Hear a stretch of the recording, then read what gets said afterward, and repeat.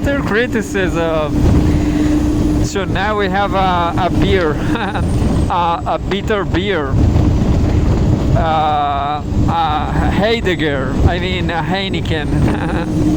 Anyway, I'm gonna drink a beer in the. It's not allowed, but I don't care because I was punk. I'm not punk anymore. But it's not always I have a beer, so I will drink. Actually, I have to learn I have to do this show in Portuguese. So next one I'm gonna read a Portuguese one, but by now I'm gonna read this Pepe Escobar article from the Cradle. I guess I always misunderstand. I guess this, I don't know where I guess it's the Cradle. We need icebreakers and more strategic partnerships, by Tyler Durden, Saturday, June 22, 2024. Authored by Pepe Escobar. So it's fresh news. St. Petersburg Forum offered a wealth of crucial sessions discussing connectivity corridors. On one of the key ones was on the Northern Sea Route, NSR, or in Chinese terminology, the Arctic Silk Road. the number one future alternative to the Suez Canal. So, but my question is, the criticism I make is, okay, Russia is avoiding the Suez Canal, but and who they are going to, with whom?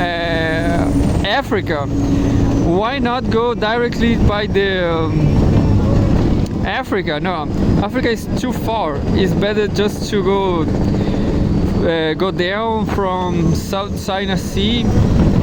So I guess this corridor, they are counting on in a world on war. In a world where you cannot go by the South China Sea and the Suez Canal anywhere. Understand? So I guess this corridor, I don't understand, I'm just gonna read, but by now I guess they are counting on a world destroyed by wars everywhere. So, and my question is, where in that scenario, where they are going to trade? You know, there will be no more trade, just war. Anyway, in China, the number of future alternatives to the Suez Canal, with an array of main corporate actors in the room, for instance, from Rosneft, Novatek, Norilsk, Nickel, as well as governors and ministers. The stage was set for a comprehensive debate. Top Putin advisor Igor Levitin set the tone. To facilitate them seamless containers transport, the federal government needs to invest in seaports and icebreakers.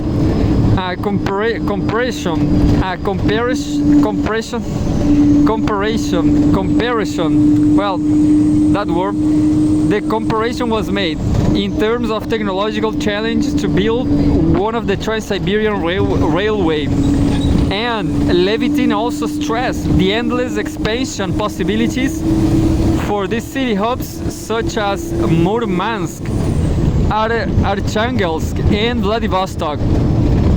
Add to it that the NSR will connect with another fast-growing Trans-Eurasia connectivity corridor, the INSTC, International North-South Transportation Corridor, whose main actors are the BRICS members, Russia, Iran, and India.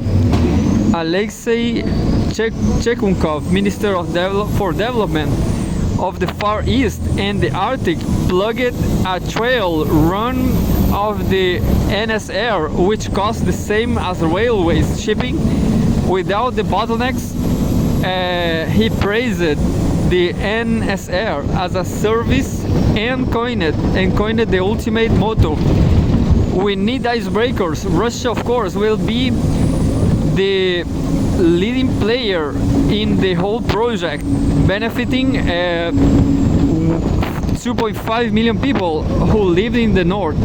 But my question is, this corridor, it will be great to trade with Europe, but Europe looks like Europe will be liberal, anti-Russian forever. That's my opinion, for 30 years, something like that, I guess. Sultan Sulayem, CEO of Dubai-based cargo logistics and maritime services powerhouse DP World, confirmed that the current supply chain are not reliable anymore, as well as being inefficient. The NSR is faster, more reliable, and cheaper from Tokyo to London.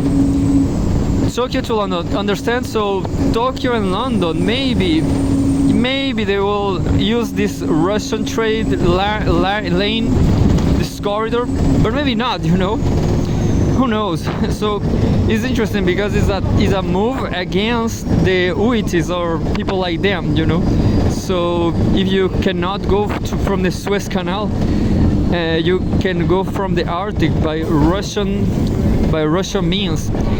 So the Russians will be no more friends from, understand? The Russian will be friends from the imperialist, from globalist, understand? I guess it will be great, but who knows? I don't care. I live in Chile. All you're seeing out of the street, all you are seeing out of the street is Chile. I don't care about this. I mean, from Tokyo to London, the route runs for 24 kilometers via the NSR. It's only 13,000 kilometers. Sulayem is adamant the NSR is a game changer and needs to be implemented now. Vladimir Panov, the special representative for the Arctic from Rosatom, confirmed that the Arctic is a treasure chest and the NSR will unlock it. Rosatom will have all the necessary infrastructure in place in 5 years or so. He credited the fast pace of developments to the high level putting his strategic dialogue, complete with the creation of a Russia-China workshop group. Andrei Shibis, the governor of Murmansk, noted that this deep key port for the NSR, the main container hub in the Arctic, does not freeze it. He acknowledged the enormity of the logistical challenges, but at the same time that will attract a lot of skilled workers, considering the high quality of life in Murmansk. A maze of interconnected corridors.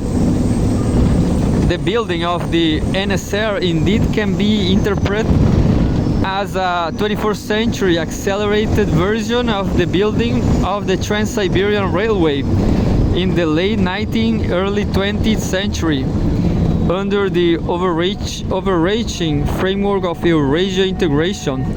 The interconnections with other corridors will be endless, from the INSTC to the BRI, to the BRI projects, part of the Chinese New Silk Roads, the Eurasia Economic Union (EAEU), and ASEAN. In a session focused on the Greater Eurasia Partnership (GEP), Russian Deputy Minister of Foreign Affairs Alexander Pankin praised this concept of Eurasia without dividing lines, uniting ancient civilizations, transportation corridors, and a unified common space of 5 billion people. Inevitable connections were drawn from GEP to the EAEU and this SCO, with the proliferation of multinodal transport and alternative payment systems. Ken Sohail, the Deputy Secretary General of the SCO, remarked how virtually every day there are new announcements by China. A long way since the SCO was established 21 years ago. Then, based exclusively on security, big developments are expected at the CEO Summit next month in Astana.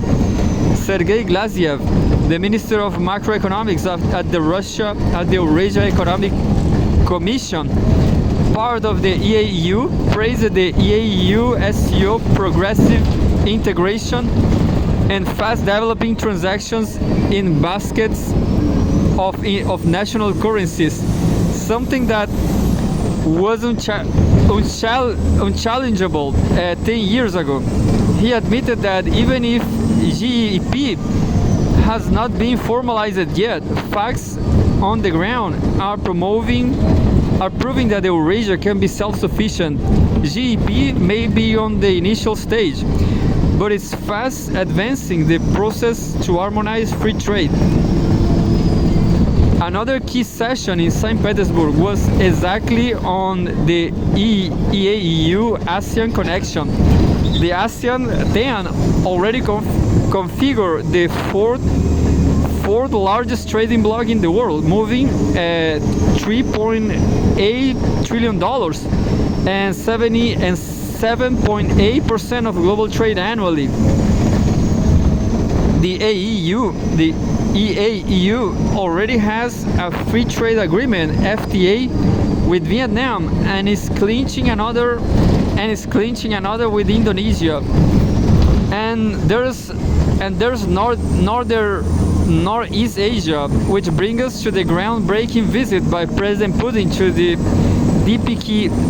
DPRK, a new concept of Eurasia security. This was quite the epic business trip. Russia and the DPRK signed no less than a new comprehensive strategic partnership agreement on trade that will allow a renewed flux to Russia of DPRK weapons, artillery shells to ballistics, magnetic ore, heavy industry and machine tools industry, as well as the back and forth of an army of mega-skilled IT specialists. Kim Jong-un described the agreement as peaceful and defensive, and much more. It will become the driving force accelerating the creation of a new multipolar world. When it comes to Northeast Asia, the agreement is nothing less than a total paradigm shift. To start with, these are two independent, sovereign foreign policy actors. They will not blackmail it. They totally oppose sanctions as a hegemonic tool. In consequence, they have just determined there will be no more UN Security Council sanctions on the DPRK enacted by the US. The key clause establishing mutual assistance in case of foreign aggression against either Russia or the DPRK means in practice the establishment of a military political alliance, even as Moscow cautiously prefers to phrase that it does not exclude the possibility of military technical cooperation. The agreement completely shocked the exceptionalist end because it is a swift counterpunch not only against NATO's global designs but against the hegemon itself, which for decades has enforced a comprehensive military political alliance with both Japan and South Korea. Translation: From now on, there is no more military political hegemony in Northeast Asia and in Asia Pacific as a whole. Beijing will be delighted. Talk about the strategic game changer accomplished without a single bullet being fired. The repercussions will be immense because a broader concept of security will now apply equally to Europe and Asia. So welcome in practice to putting the statesman advancing a new integrated comprehensive concept of Eurasian security, italics mine. No wonder the mentally impaired collective West is stunned.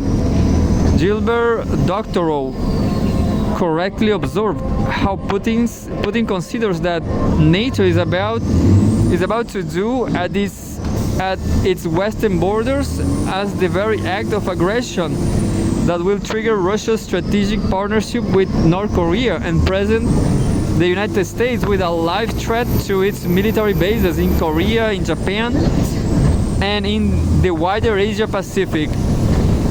And it doesn't matter at all if the Russian response will be symmetric or asymmetric.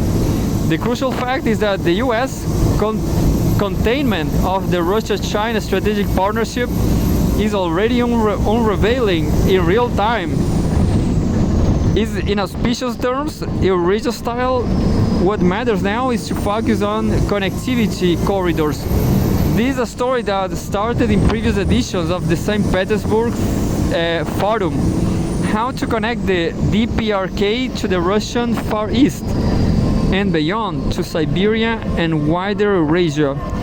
The DPRK's founding concept of Chuk, self-reliance, autonomy, is about to enter a whole new era in parallel to the NSR consolidation in the Arctic. Everyone indeed needs icebreakers in more ways than one. But I guess I repeat this. Looks like the West will fight Russia and North Korea to the end. And Pepe Escobar too. I'm sorry, Pepe. I'm telling you as a friend. But you are relying on Brazil. You are relying on China, Russia, and that's in Africa, Pepe. Pepe always says something about Africa, and he's right, Africa is the salvation because they are friends, they have a lot of land, they have a lot of necessities, they in a world war, Africa will save everybody because it's a way to keep going, to keep producing, to keep living, producing things for Africa, developing Africa. That's it. Africa will be the salvation